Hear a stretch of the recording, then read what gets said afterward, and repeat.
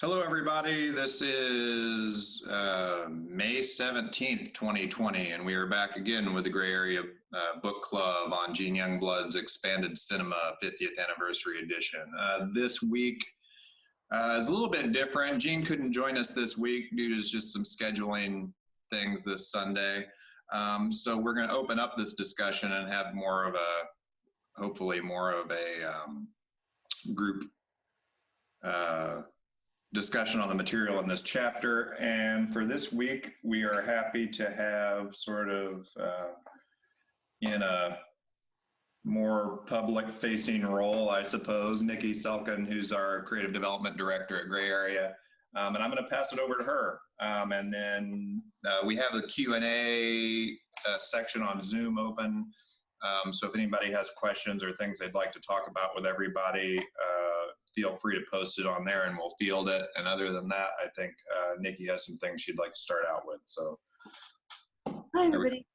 Thank you. Thanks, Mary. Yeah, I've been watching these at home on every Sunday and was really excited to join the conversation, especially, which I didn't realize at the time, but a background in theater. And also I lived on the hog farm for a few summers, which I realized after reading through all the chapter and watching the videos is related to this 1960s kind of performance world.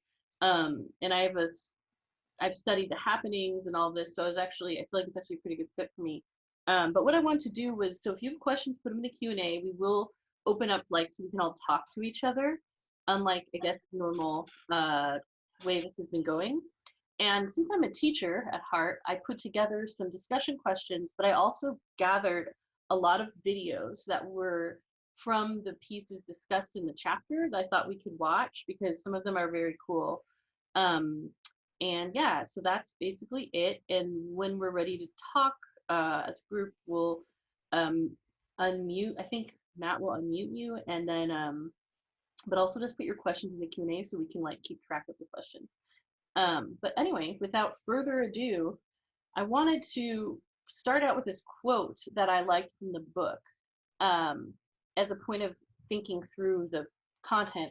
So Buckminster Fuller has differentiated mind from brain by demonstrating that the brain performs special functions on individual and discrete bits of information, whereas mind is concerned with general case, metaphysical relationships and implications.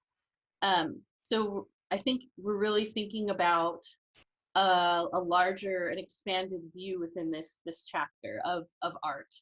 And the other word that gets tossed around in this chapter, which took me a long time to understand, is paleo-cybernetic. So there is another quote, as with all other paleo-cybernetic phenomena, the direction is simultaneously toward the inner and outer space, the microcosm and the macrocosm. So paleo-cybernetic, I think, has to do with expanding our notions of art in ourselves to contain everything in nature. There is one point, I think the book referenced the fact that we have to consider an aurora borealis a light show, like a liquid light show, like those two things aren't separate. So my first question to the group is, if we're thinking about this term paleo-cybernetic, what are some examples? I'm going to put it, I don't know if I can actually add them to the Q&A, but I'll just tell you. What are some examples of paleo-cybernetic phenomena today, or art that is being made in an expansive way? So if we want to open up the chat, I don't know if anybody has thoughts or ideas about it. I can actually go into I have a whole bunch of notes I've taken. I can keep rambling about this, but that term is something that Gene made up, and it's a really interesting term, I think, to explain where we're at. Another little quote from the book, he says, "So I call it the paleo-cybernetic age, an image of a hairy, buck-skinned, barefoot atomic physicist with a brain full of mescaline and logarithms, working out heuristics of computer-generated holograms or krypton laser I don't know what this word is, interferometry. For some time now, it has been clear that intermediate art is trending toward the point at which all phenomena of life on Earth will constitute the artist's palette.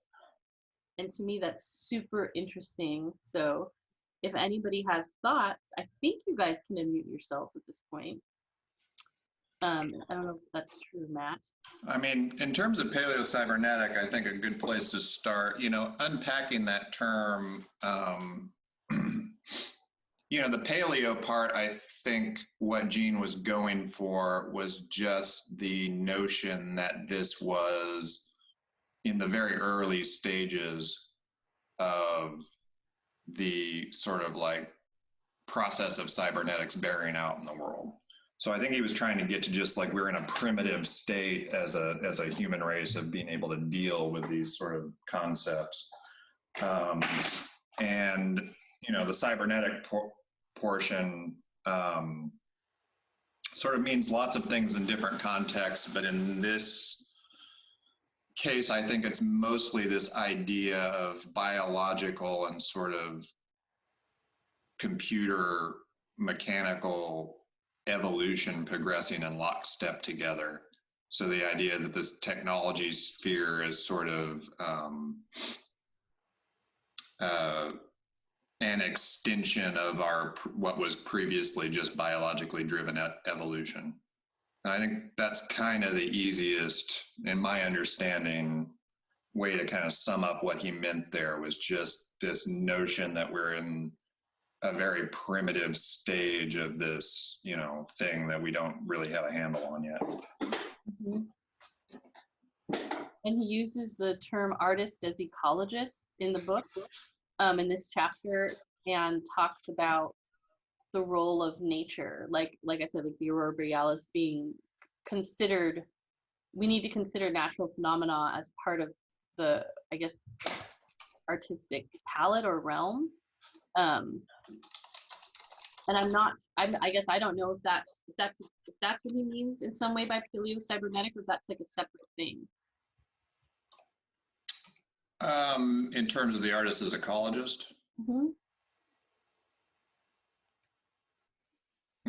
Certainly it's related. I mean, I think the interesting part about this chapter in particular, and it's true of kind of the whole book, is, particularly on this intermedia or like multi-channel projection, this sort of stuff, is that it's topical right now because we're in this new kind of wave of these, COVID notwithstanding, we were in this big public wave of experiential exhibitions again, as clearly culminated for us recently in the End of You exhibition that we could talk about, and which I think we tried to return to a lot of these concepts that Gene was talking about here. And sort of the problem with a lot of this new wave of experiential exhibitions is that they've lost, they're not trying to expand consciousness in any way whatsoever, and they're not trying to make use of, the human's multi-sensory apparatus as a means towards any sort of knowledge building or understanding, or expansion of consciousness. They're just sort of an extension of capital and kind of marketing and spectacle. Yeah. And this is true not only of like the obvious cases of like Museum of Ice Cream, but it's also true of, more interestingly, of a lot of the art that is being espoused by, sort of in contemporary art world settings. And we can pick apart some examples of that, but, the question kind of is, there was more of a sort of hope and possibility for these things, even when we're talking about sort of the Vortex concerts, which were 1957. Yeah, through 60. Which, I think that series in particular, I think is something that's, San Francisco tends to forget its history very quickly in general, but it's, these sort of, I have a clip. Yeah. I have the audio if you want it. If you want me to play yeah, it. If you have anything, jump in. Yeah, now I'm rambling now until. No, I would just want to, since I have it, I'm going to play it Who can share? Okay, sorry, I'm just trying to do the screen share. Okay, how is this work? All right. I think I can, yeah, this is the audio. You're not video.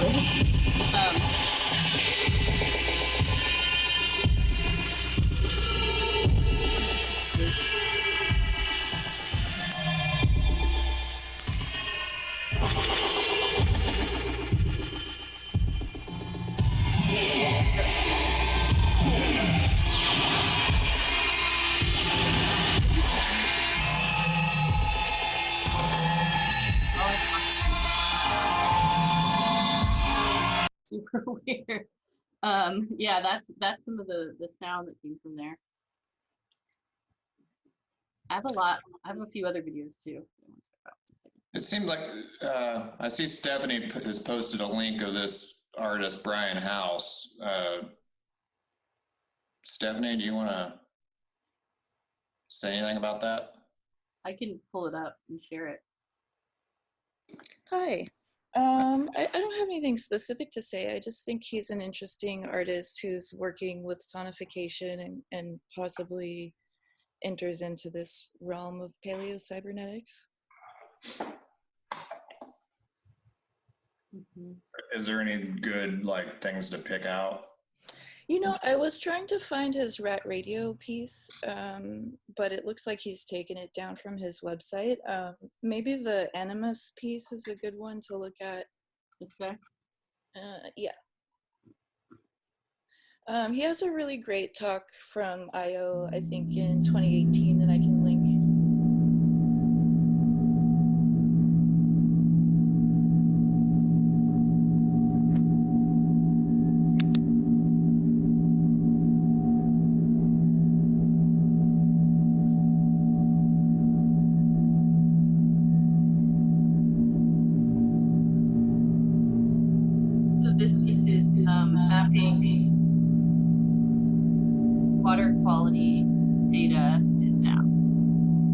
There's a river called the Animus that was near a mining community, and a bunch of heavy metals leaked from this area where they were storing a lot of the waste. And so he worked with scientists to test the water samples, and each sheet of metal that you see here is a sample of the metals that were found in this river.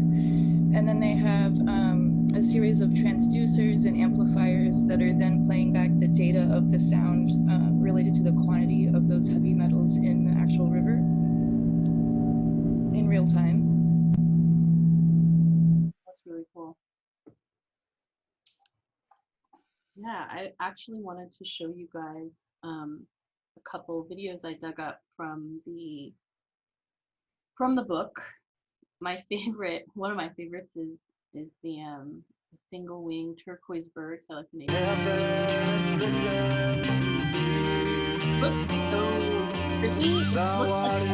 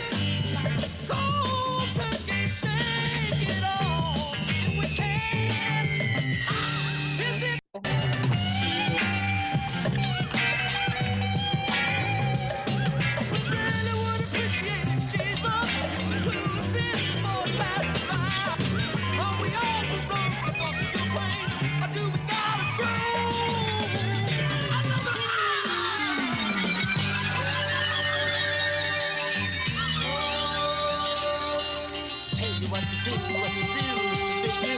Give us all the sign that you care. A little sort of something to know you're there. Fool mighty Amazon, blood, clouds flashing, truly I love you. Simple cloud. Or you can turn up the volume, or make a little scream. Make it still boss, to hear you scream.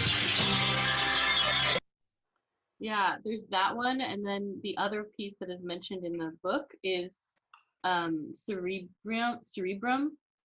So this one is a bit more of a doc. Cerebrum is the first project of Ruffin Associates, absolutely unlimited, limited. There are approximately 25 of us involved in this project. It is our first World 3 project. We've been experimenting and working with this concept for approximately a year and a half. Cerebrum is indeed new, it is different, it is totally unique, as will be all of our projects in the future. It's totally impossible really to talk or discuss, so rather than my trying to tell you what our first project is, it's a lot easier for you to go see what it is. Pearl is white, Onyx black. Both are smooth, and in cancer's healing hands, they come alive.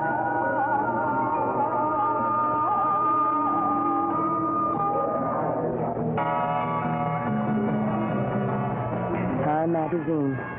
If total relaxation is the most cybernetics of human pursuits, Cerebrum qualifies as a downy mattress for the mind.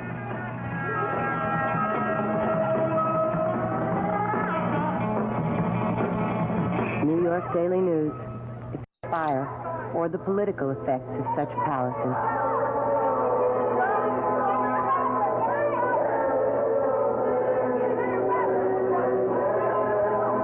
Magazine. In any man's lexicon, it's extraordinary. A total break with all traditional forms of nightlife.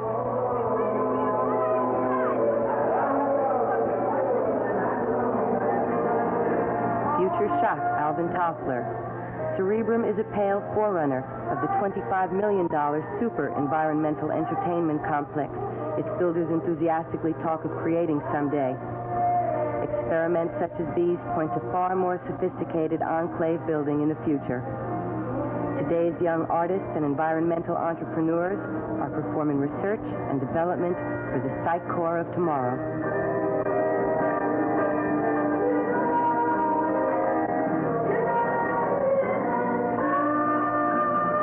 I just think it's funny how she talks about today's young artists and environmental designer, you know, like how they're going to create this new world for tomorrow with the Cerebrum. But I feel like it took a while because I don't really feel like the immersive art stuff started taking off in a real way until, you know, this century. I don't know what other folks think, but it also reminds me a little bit of like a proto-rave, like a Burning Man kind of gathering.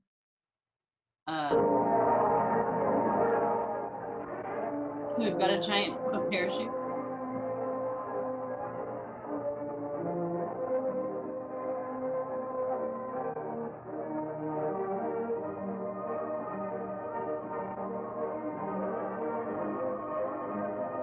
Yeah, I wish it was.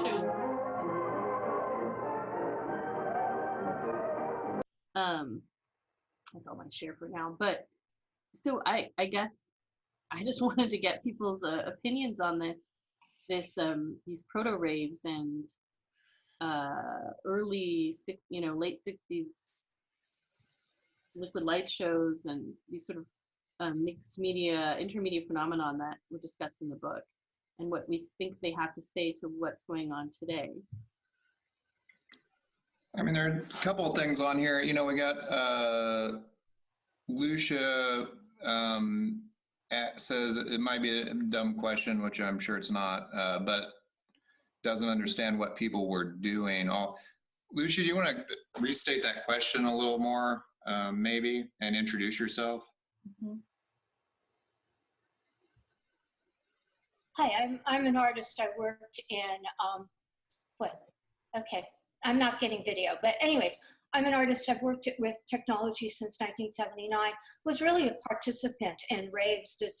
Worked on some of the early ones, but I couldn't tell if, like, you know, there was somebody who had those little click things that, you know, where you click the image, you know, you move it around, and then I just didn't know what was going on. I mean, were people doing individual things? Was there a central thing going on that I couldn't tell from what was going on? You mean for the video, or you mean like as participants? Yes, as participants. I couldn't understand. What was there, a group participation or individual participation, or was it just a mix of all? Did they just have a bunch of technology that they could look at? Or I don't understand the setting, I guess. Yeah, I mean, and I'm not sure if there's anybody on the call right now that was at any of these things and was there. I certainly wasn't, clearly. But in my understanding, a lot of these were based sort of on the happening tradition, where there were a lot of simultaneous things going on at once, and sort of created a lot of their cohesion from just happening in the same time in the same place, and maybe some like core tenets. I don't know how many of these events had like anything approaching a central narrative going on or not. Yeah, the happenings generally fall, and the Cerebrium specifically, from the book, he discusses that there was a sort of like a structured improv. So, you know, you come to this experience and you're put into an environment which is gonna, you know, guide your behavior, right? And in Cerebrium, you were given a translucent white robe when you entered, and you were allowed to take off your undergarments, your clothes. So, Gene said a lot of people did. So right there, you've got like a bunch of people wearing matching white robes. It's kind of putting it in a ritual perspective, and they're in this strange environment where, you know, there's all the sound and video projection. Other happenings, like, for example, there would be things where everyone would meet at, like, you know, Central Park with a toothbrush and scrub the sidewalk. Like, the happenings were all about these sort of performative and pedestrian behavior patterns that were guided by some type of structure, either something you performed, or in the Cerebrium is more about what you wore, and almost like you're a character in a ritual. It's not dissimilar from Richard Schechner's Dionysus 1969, that he was doing it, and I think it was NYU, which is they were reenacting an African like birthing ritual, and everyone was naked, and this was like a very famous video. I can dig up for you guys if you want. That was sort of happening in the theater world, as well as like pedestrian dance movements, and the immersion in the Bay Area of structured dance improvisation was starting at the time. So I think that a lot of the stuff happening between literally the happenings, performance art, new media projection art, theater, and dance were all about letting people express themselves with new structures. Even like the intentional communities that we're forming, like I was saying, the Hog Farm, you know, with Johanna and Wavy Gravy, like they're all about these sort of tenets and structures that allow us to express ourselves in new ways. One of my biggest concerns with this movement that was brought up by Gene in the book, that is that there was a lot of sort of swept under the rug, like unwanted sexual activity. He talks in the book about a beautiful young girl who wouldn't remove her panties and was quote unquote raped by her husband, who peeled them off beneath her gown as a friend held her arms. And there's a whole book called The Seasons of the Witch, Enchantment and Terror, Deliverance in the City of Love, all about these sort of things that weren't really acknowledged for women specifically, but also I'm sure men too, that had to, you know, were just stuff that was pushed under the rug, which in some ways is going to happen if you're kind of rethinking rules. But I'm glad you called it out in the book, and I just want to call it out as, you know, one of the casualties of that experiment. that happened. There were like Carol Schneeman was doing stuff literally discussing this, which we'll talk about next. But yeah, just to say that it's not all utopic, and I think you're right, Lucia, I don't know who's in saying that nobody really knew who was doing what and why, you know, like whether or not we were doing it or they were doing it for themselves or as a group, because maybe there was a lot of different things happening. So ends my rant. Yeah, and we had Lynn on here says that it reminds her a lot of Burning Man, which, I mean, that's a whole discussion to open, because clearly that draws in some ways on this tradition, but I think has some important departures for what was trying to go on here as well. But I don't know if anybody has any Burning Man thoughts and wants to jump in with it. I'm probably the wrong person to lead. Yeah, I went to Burning Man for 10 years in a row and then stopped going. And I do agree with you. It is very reminiscent of some Burning Man, you know, strange events or moments that would happen.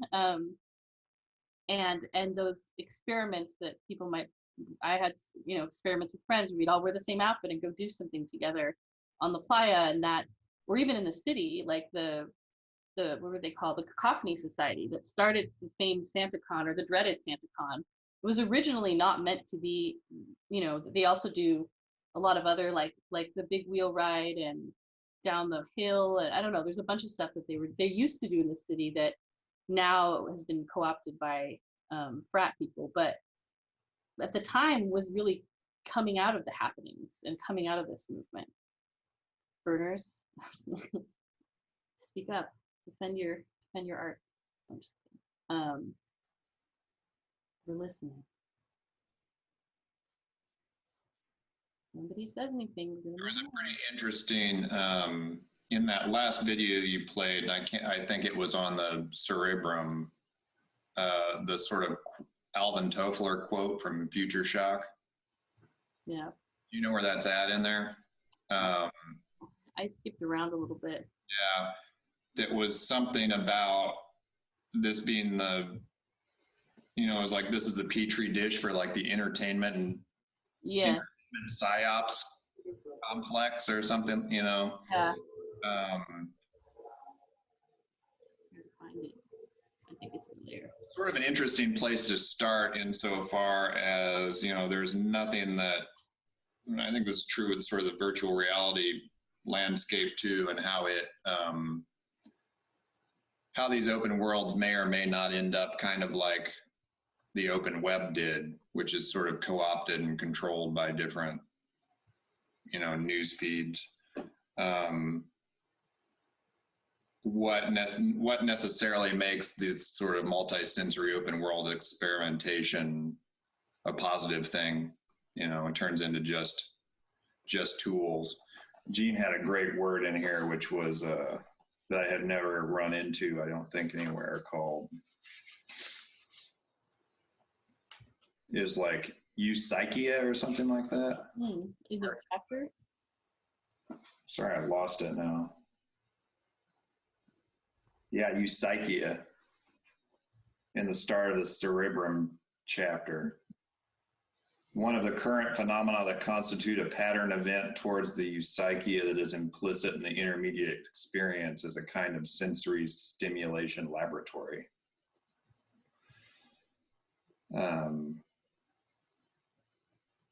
So I think this idea, and it sort of comes up in the other good touch point for this is Fred Turner's book, The Democratic Surround, on this kind of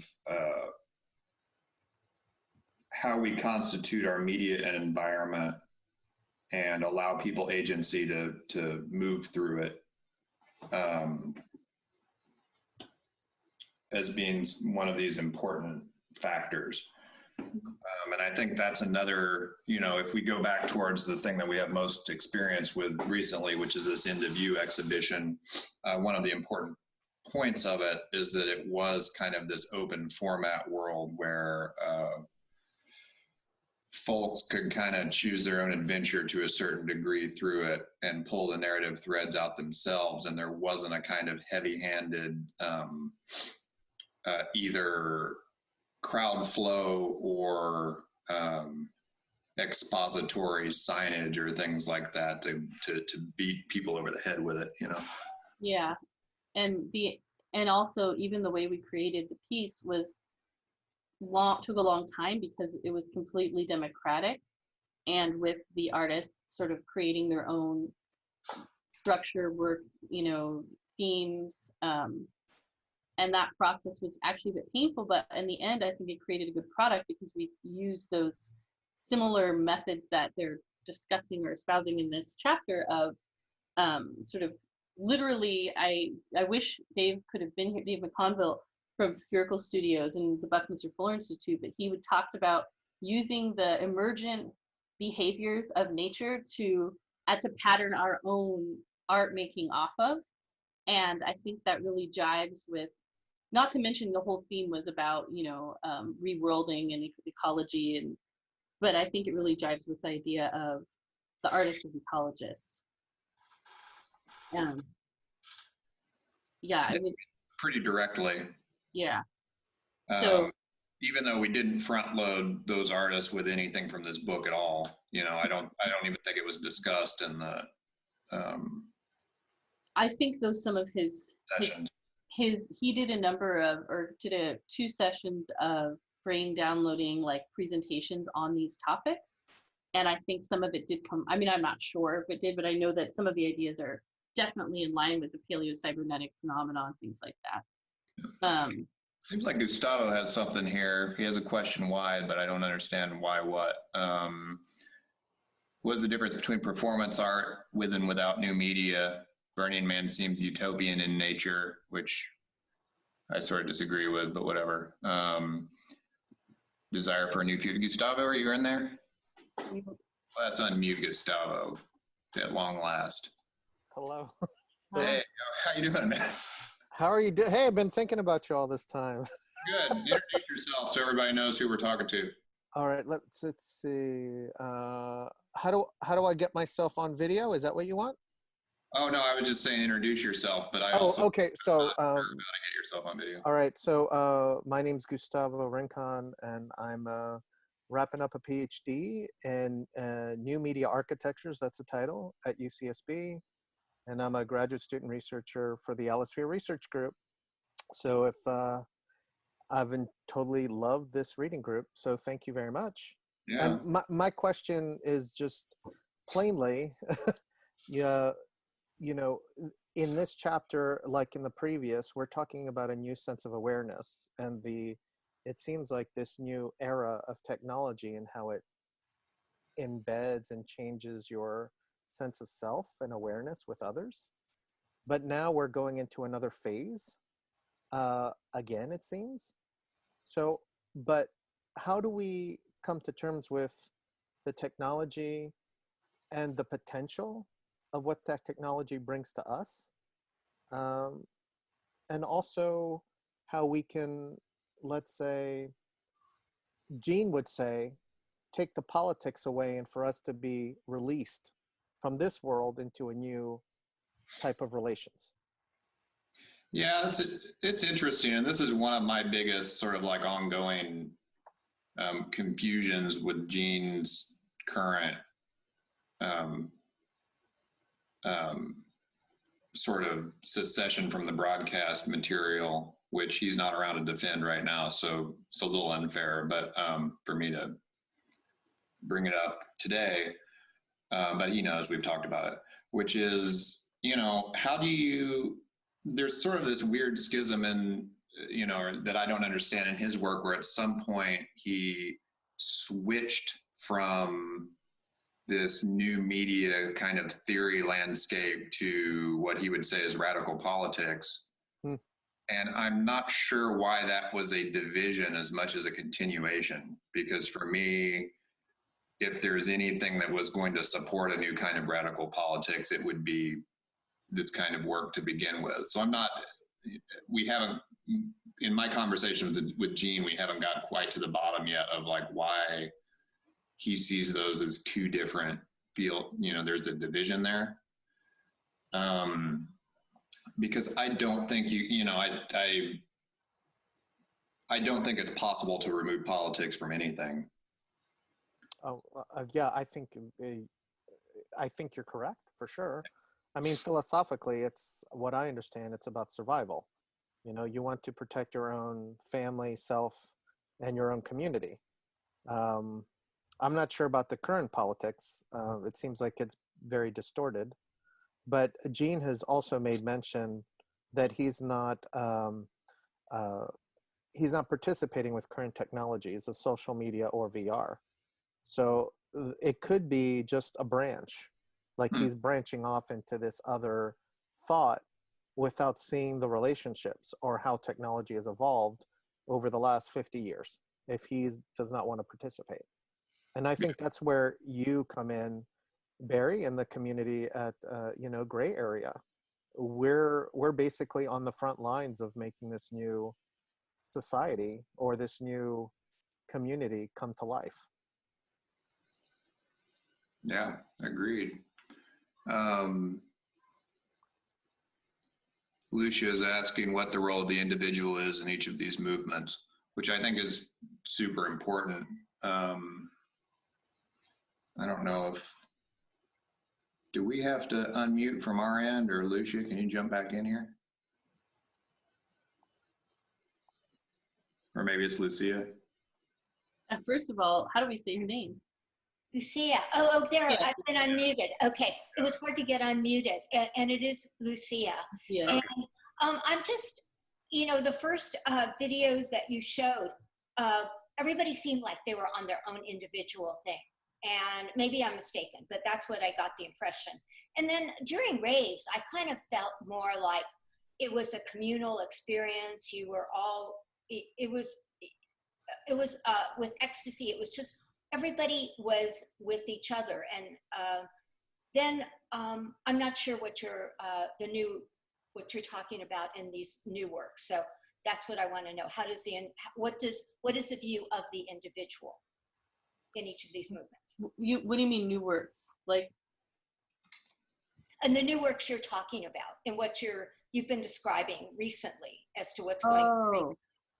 Yeah, I think that in my experience, so there's a couple things. So the piece we made and things like Meow Wolf or Team Lab are really more about individual and small group experiences, and might have something to do with a larger group experience in a way.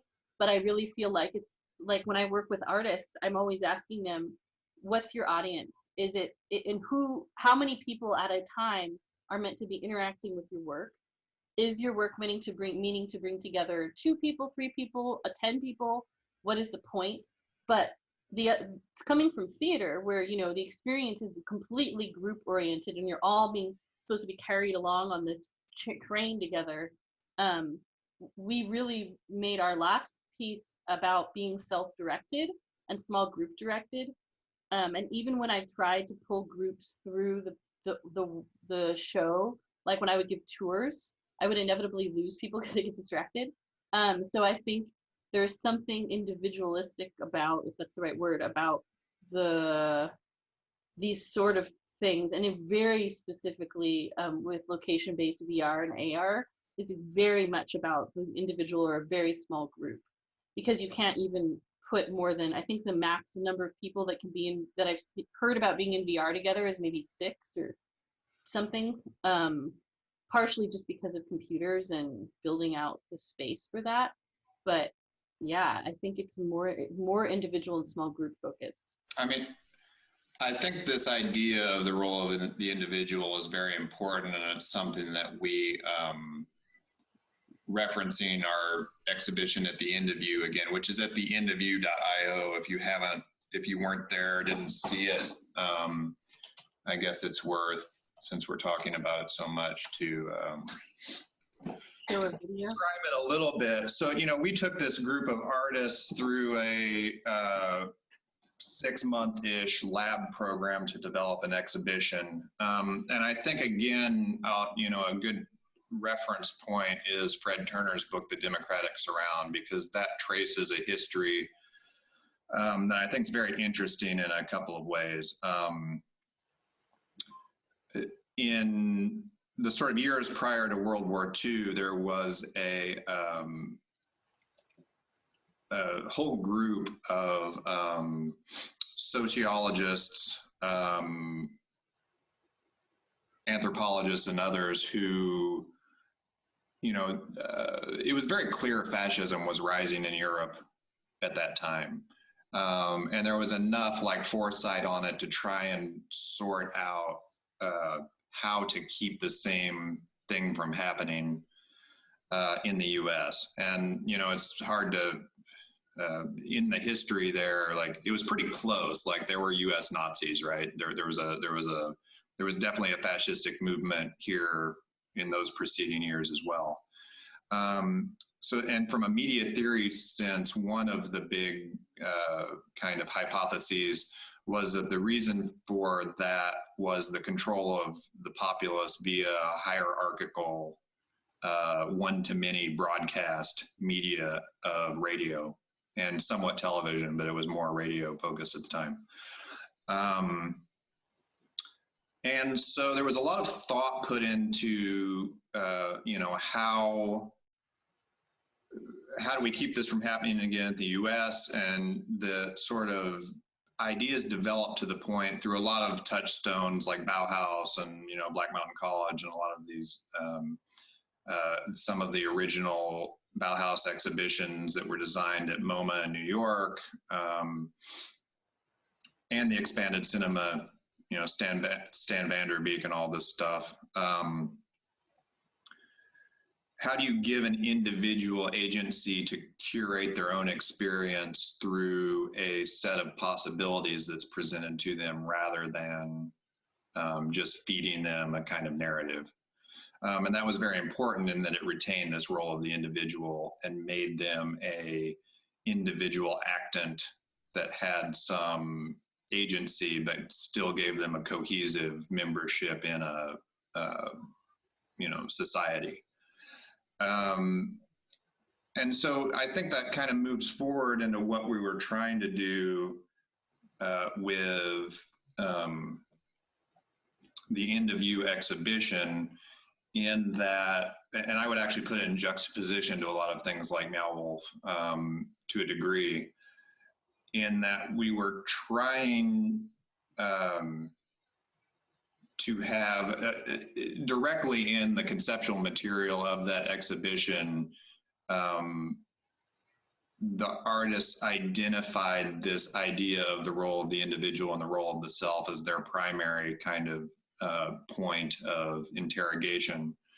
And they were using this concept of a selfie or Instagram museum and detouring it to explore the notion of this expansion of personal responsibility into, to other people, then to other species, and ultimately to an entire world and ecology,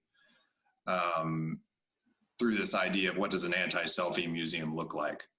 And part of that was this, sort of free flow exploration through the material space of this exhibition, through a number of different sort of facets or angles, looking at this central subject of the self kind of refracted through these exhibition moments. And so that's sort of a very long-winded answer, which is to say, I'll actually depart. What I was going to finish with in Fred Turner's book was what we'll notice is, in terms of the internet space, we had, those ideas extended to the development of kind of the whole internet network, and this idea of an open web where everybody had these curated possibilities that they could, move through as browsers and as agents, ended up being once again collapsed into broadcast channels where everyone's media sphere was controlled by these sort of positive feedback algorithms that created, kind of self-perpetuating bubbles. And coincidentally enough, what happened in those intervening years was a subsequent rise in fascism in the US and the world. I don't know if that's correlation or causation, but it's certainly a weird coincidence that in both of these media environments, you had different, similar sort of collective responses in terms of the populace. And so that's something that I think is a place where, you know, as evidenced in the interview, where these multi-sensory experiences can help to break down and reopen our awareness in a way that traditional, like, screen-based experiences can't. And there's a whole other can of worms to open in terms of how that changes in result to this coronavirus situation, but that's where we were at around February of 2020. Yeah, it's like an individual self-guided critical thinking experiment that subverts the notion of an individualistic self-involved selfie museum into thinking about yourself in regards to a larger planet. It's so true. But I agree, Barry, like, I don't know, with the fact that we have this myth of individualism and freedom online that is literally, we're being spoon-fed, you know, the same ad between every single platform we jump across, from, you know, Instagram to Facebook to Twitter. You'll have like the same thing being thrown in your face to purchase, and often the same candidate to vote for, and or, you know, whatever. But that was why the piece was called The End of You, because it was about the end of you and the beginning of us. But I do wonder, going back to your thought, Lucia, about, or Lucia, about the idea of a group experience or an individual experience. I would say that in ecstasy, like, I read this whole book. I was kind of young for the rave scene, but I read a whole book on it and talked to some DJs, and they would like hand out ecstasy to everyone at the same time, and you'd all go through the same trip together and come out the other end. But that in a way creates connection between you and the people in that room, although it's perhaps a false connection in a way. But I think that the thing that maybe is missing in that is that critical thinking piece. I mean, obviously it was a party. It's not like a time to necessarily be critically thinking, but I wonder, which is also the thing I think missing at Burning Man, you know, at least from my experience. So I hope that the part that made me mad and I eventually stopped going. But yeah, I don't know. I have some other videos too. If you want to watch my cool videos. Yeah, I mean, for me, most of the Burning Man problem is trying to make a separate enclave space that's outside of society, as opposed to re-engagement with what's actually going on. And that's my, you know, if you wanted to sum up my sort of criticism of it, it's this escapist kind of tendency to create this third space that, you know, exists apart. And I just don't believe that that's possible. Yeah, I mean, speaking to that, the year when Hurricane Katrina happened, I was at Burning Man, and no one told us that it had happened. And I emerged from the playa being like, oh my God, a city was washed away. How dare they have kept that from us, and made a whole art piece about it, because I was so angry. But was it my fault for choosing to escape to the desert? And like, was it my, you know, like whose fault is it? Like that I made that, you know, so that's, there's a lot of, yeah. Not to talk bad about Burning Man, but yep. But in some ways, that's very similar to our online experience now. It's like everything's targeted, everything's escapist, everything's about you and your needs. And I only see ads for like goth clothes with cats on them because that's my interest, you know. Like, I don't even know what else there is. I don't know what anyone else is doing, because I only like it's crazy. Gustavo, do you want to jump back in here? You have some questions here, or thoughts. Talking about escapism, critical thinking. And Evie. Evie. I'm seeing if I can unmute these people. Allowed to talk. There we go. Oh, hello. Oh, thank you. No, it seems as though that I just looked at your piece and I put the links on the feed for everyone to review. But it seems that we're talking about something that, in a way, Gene wants us to confront is not a sense of escapism, but a sense of direct and, I think, imposed group change. And I'm not really sure how that could be accomplished. And when you talk about where we are, I brought this to Katrina. I pretty much said in Puerto Rico, you know, there's just a lot of problems with information. With all the technology that we have, we really don't know what happened. We really don't know, you know, how to make it better. And quite frankly, it seems as though technology is dividing us further and further. And I guess I wanted to, you know, directly say, you know, how does, you know, media arts and science, how do we overcome this misinformation? Well, maybe not the misinformation, but there's a quote from Gene in the book, actually from Carol Sheeman. He says, she says, what people need and want is tactile confirmation, to be in touch with their physicality, to be able to communicate and to grow and to touch one another and be touched, to get away from the somnambulism of contemporary life, of sleepwalking. Mm-hmm. We all get this information and there's absolutely no way to react.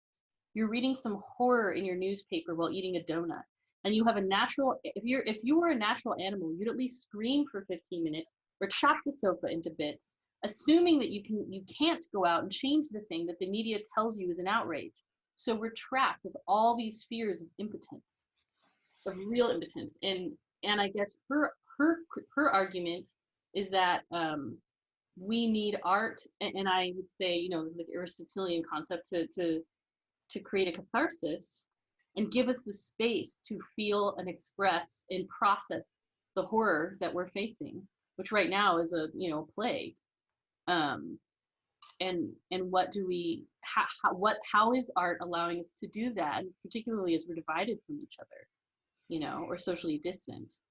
I mean, an example is that I'm working on a collaboration with my research group, and I had to ride a bicycle to get to one of the artists' homes who had a mask, who left their computer in their front porch, and I had to stay 12 feet away until the artist closed the door. Then I went by and listened to the piece with my headphones. I mean, we're going through all the lengths to try to collaborate, to be visceral, and to have that information, that embodied information with others. Mm-hmm. And to go back with what's happening now, there's a lot, and maybe Barry can jump in real quick. It's like right now we're trying to open up governments, and there's definitely a series of social inequities and problems with justice. But we don't see the body counts, we don't see the pictures, we don't really see what's happening. So some people call those numbers into question. I mean, I think art can confront that, but we as a community can reinforce that. What are your thoughts, Barry? Oh, on like misinformation.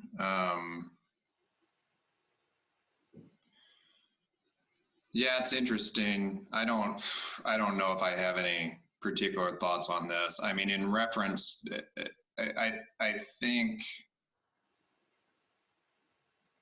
it's one of the ways in which, you know, when we can gather people together again and have these communal experiences, I basically think that the solution to it is going to be more decentralized, hyper-local connection. And this sort of things have fragmented already back into these smaller sort of information sharing groups that are connected, and I'm hopeful that that's part of the process of this kind of media sphere breaking back down into a reconstituting kind of the way information is shared in a kind of more humanistic way. But that's just a wild gesticulation of a thought. Well, I mean, a lot of this is public policy level too. I mean, you just have to block things that are lies, you know, somehow. Yeah. Well, I mean, I wanted to thank Gray Area also and Barry for your leadership at this time. I think that you guys have offered a direction, like a star, that we get to kind of, with all this chaos and noise, we get to come here and to speak, but also just to really ponder these deep questions about existence. And I think Gene's book brings those ideas to light. And I wanted to thank you, because it's really gotten me to the point where I go, well, we don't have to accept what's happening now. I think the people that told us that they were in charge are not in charge. We're in charge. So us as a community and individually as artists, what are we willing to do to move us forward? So thank you. Yeah, well, thanks. I appreciate that. I mean, I'm not sure I would put it in terms of leadership as much as I'm trying to outrun the bear faster than everybody else. But I think it is one of the things about Gene's, you know, one of the nice things about his secession from the broadcast kind of thesis is just like, this sucks, fuck this, I'm out. You know, like, and at some point it's like, yeah, maybe it is worth rethinking, you know, I was just in a conversation with somebody really recently about this idea, and I don't remember now. It might even be somebody on this group or something. It's going to kill me until I remember it. And I don't remember the source of the quote either, which is sort of that the greatest art form is how you spend your attention. Mm-hmm. Don't remember. It was just this week. This came up in some conversation from someone. I'm going to play in the background when you talk a video. Okay. Just so you know. And I think there's something to that, you know, what we put in our minds and how we spend our attention has to be carefully curated as an individual. And I think that's true of everyone. I mean, you know, it's something that we really have to focus on and take agency over. And that's kind of that's the trick. That's living.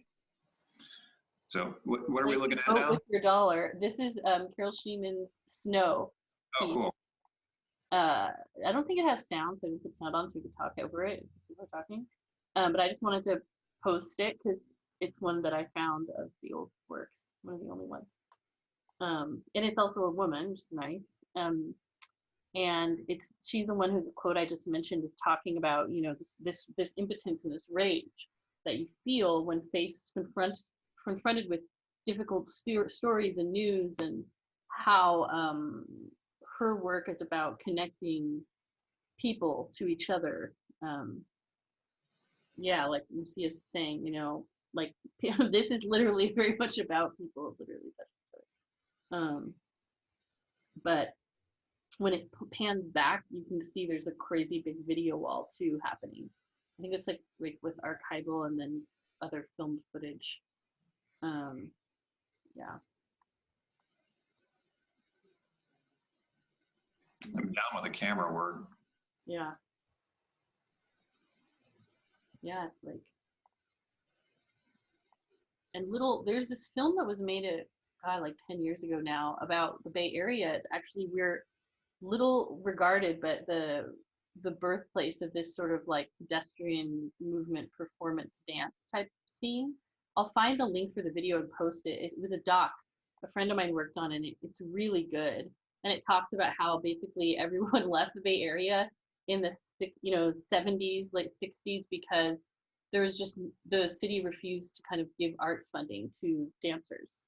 And the only dance company that really survived here is, what is it called? Oh my goodness.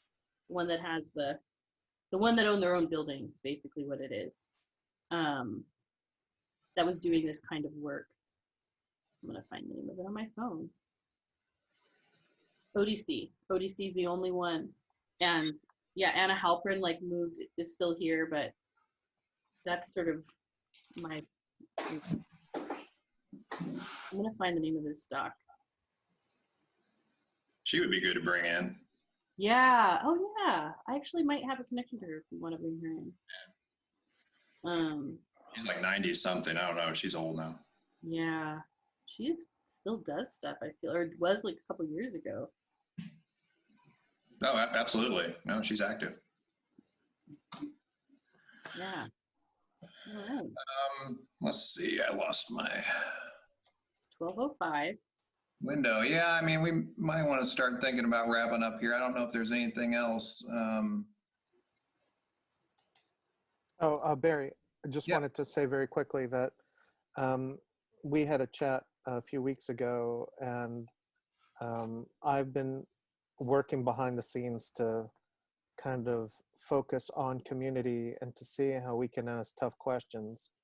So I wanted to thank you for the inspiration as well, because sometimes we lose our way in research and in the university system. So just wanted to give you props. True. Well, thanks again. I live to serve. And then Stephanie, you had one more thing here. I'm unmuting you. You're unmuted. Wait. Wow. I can do that. And Stephanie helped a lot on our, Stephanie Sheriff helped a lot on our interview production and more things as well. So. Yeah, I'm OG. For yeah, the first exhibition in Gray Area. Yeah. Yeah, so I just, I don't know if anyone has engaged with Jacoby Satterwhite's work at all. He showed some of his work at the SF MoMA as part of a performance series they had maybe like 3 years ago. And I haven't really ever seen anything like it. The Art21 link that I put up is really good, but it doesn't really give you a sense of this particular experience that I had, where the artist basically brings in a full-on stage setup and has like fog machines and strobe lights, and it's essentially kind of replicating a concert on some level. But then he also builds these virtual spaces based off of these inventions that his mother got really obsessive about during a schizophrenic break. And he works with a lot of her drawings, but then also some music that she made to kind of recreate these worlds. And in this particular instance, some of the audience members would put on the VR headsets and navigate through these worlds that Jacoby had built, but then also at the same time he's doing like live ballroom dancing, and then sometimes pulling audience members up, and then what the people who are navigating the VR space are looking at is then projected large scale onto various walls within the space. So it's really like a major sensory overload. But yeah, that just like, he just kept coming up for me as an artist / resource within the conversation. Yeah, for sure. I think he's done, and it's cool to get these kinds of things because we're starting to think now about what kinds of works we're going to showcase at the next Gray Area Festival that we're in planning for now. So I would say anybody on this club that has interesting people that you know of doing cool work, feel free to like pass them into the chats or whatever. And we'll stick them on the list of stuff to consider. I don't, I wish I knew more about, I know some about Jacoby's work, but not enough to talk about it in any serious way myself. I don't know if anybody else on here is familiar more.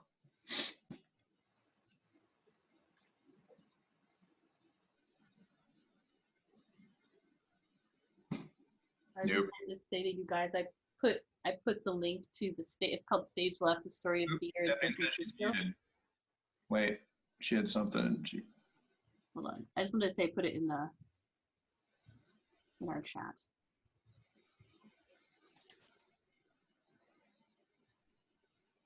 Stephanie, I'm trying to unmute you again. Unmute. I'm trying to.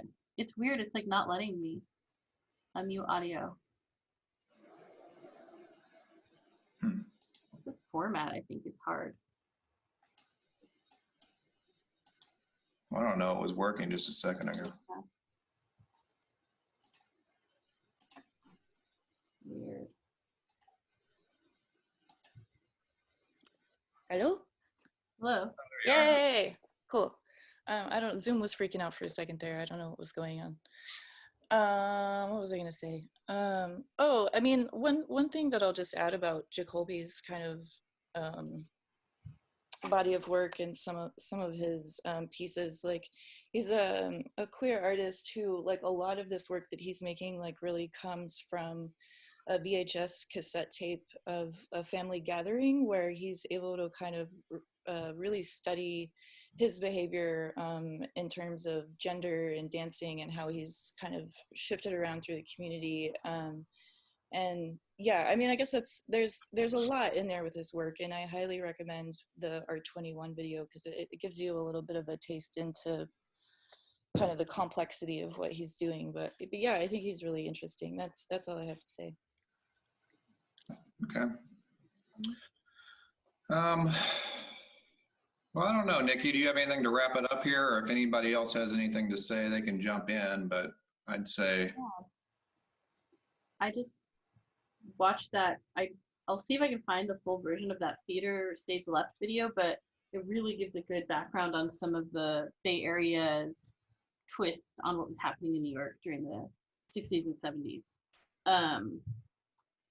And yeah, I'm glad to hear people's voices. I'm sorry it was difficult with the muting and unmuting.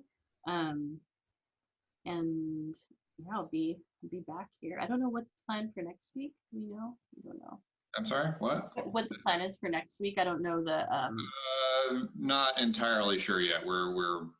It's still falling into place, but hopefully we'll be back to more of our regularly scheduled programming, or else we'll have another delightful conversation between ourselves. But next week should be the last wrap-up week, so I think, unless we want to move forward, we might do another session to discuss the new introduction from the 50th version, but it's still kind of TBD. So thank you, Nikki. Thank you. Thank you, everyone, from both our local Zoom group and beyond. And until next week, thanks for joining. Thank you, bye.